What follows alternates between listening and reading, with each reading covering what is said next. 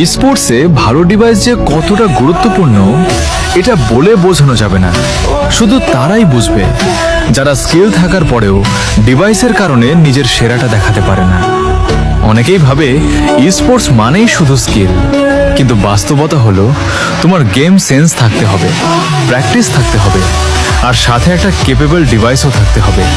কারণ ফাইটের সময় যদি এফপিএস ড্রপ করে, স্ক্রিন ল্যাগ দেয়, টাচ ডিলে হয়, তাহলে স্কিল থাকলেও কিছু করার থাকে না।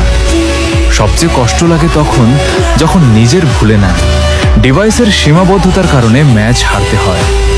আর এই কষ্টটা মধ্যবিত্ত পরিবারের অনেক ছেলের কাছে খুব পরিচিত, কারণ তাদেরও ইচ্ছে করে ভালো একটা ডিভাইস নিয়ে নির্ভয়ে স্পোর্টস খেলতে, কিন্তু সব ইচ্ছে তো আর চাইলেই পূরণ হয় না।